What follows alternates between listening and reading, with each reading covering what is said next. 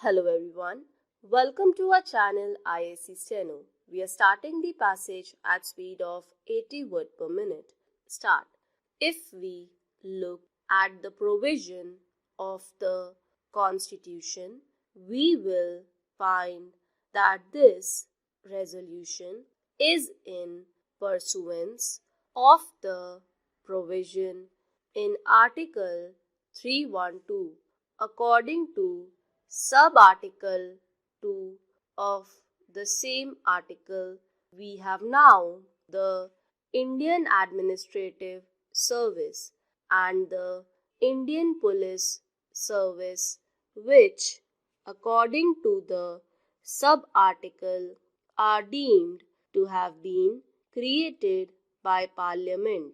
Earlier, also, we decided to create some other All India services.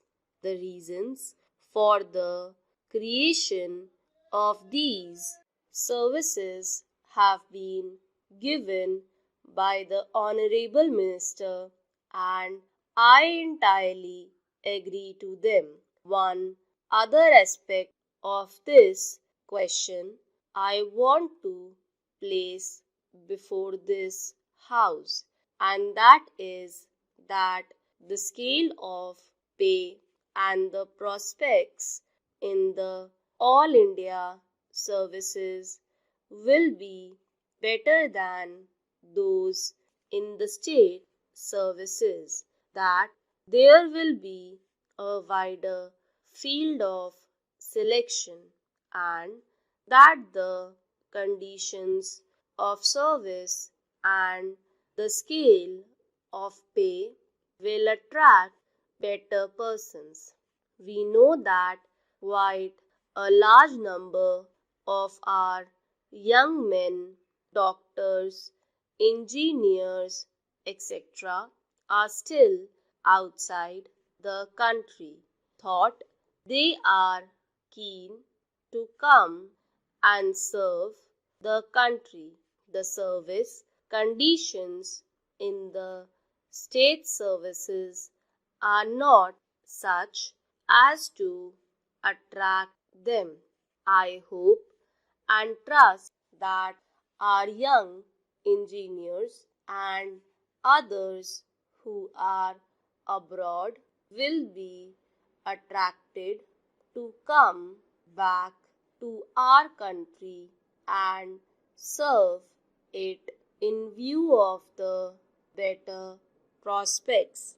I think that the object of creating an All India service is to supplement and not to supplant the state services.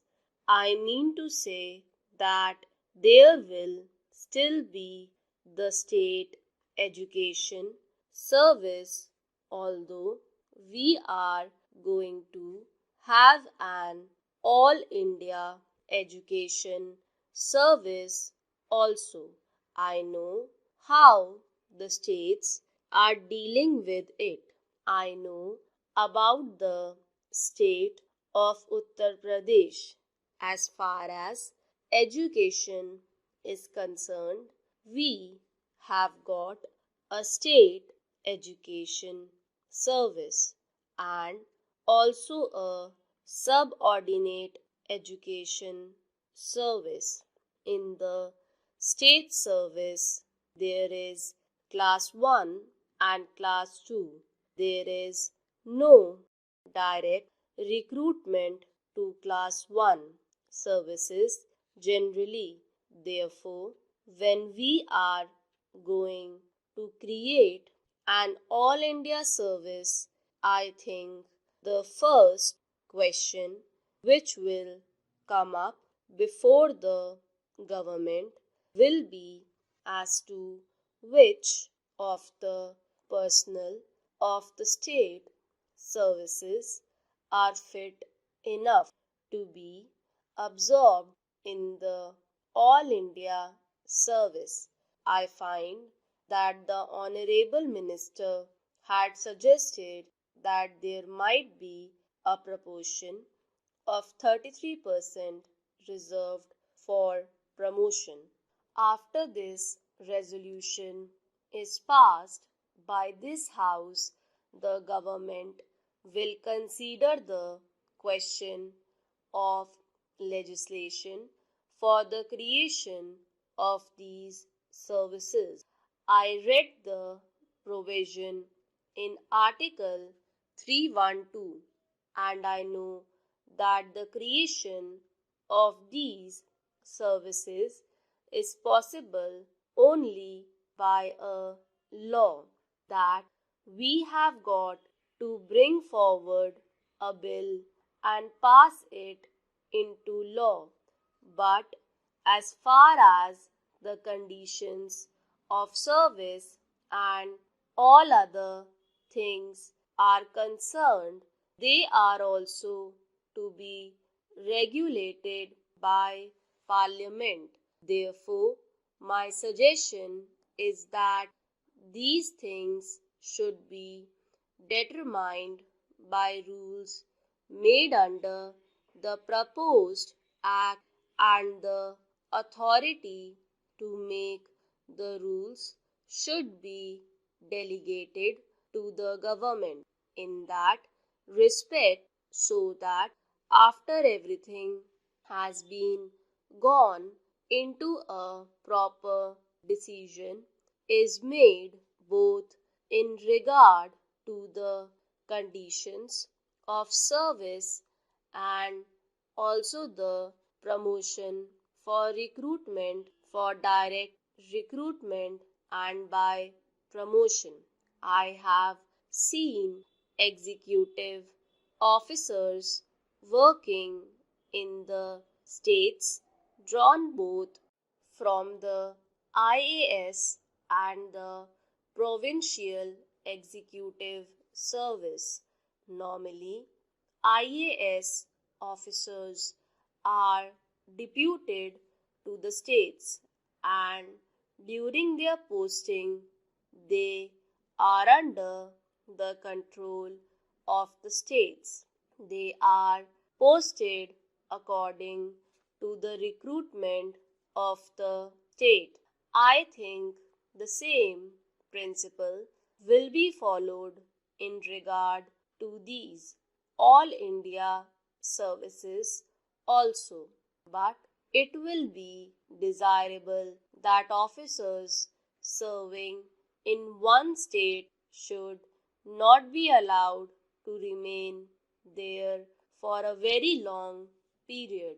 They should be taken back from the state and given to another state, or they may be allowed to work in the center.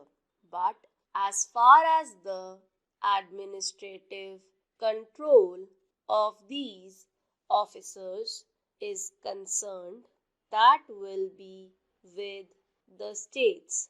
But at the same time, because they are all India officers, all disciplinary proceedings and action taken in consequence thereof is to be taken by the central government in consultation with the Union Public Service Commission. There is one thing more, and that is this: although these officers will be serving in the states and will really to a certain extent replace the present state officers, still I feel that additional expenditure on administration will be necessary. To think that it will not involve any additional expenditure is, I think, not a correct notion. The finances of the states being what they are, all the elastic resources are with us. at the center. It is not possible for the states to bear any further burden. If any additional expenditure is involved in the creation of these services, that burden must be borne by the center and not transferred to the states, because this expenditure is on central services. Stop.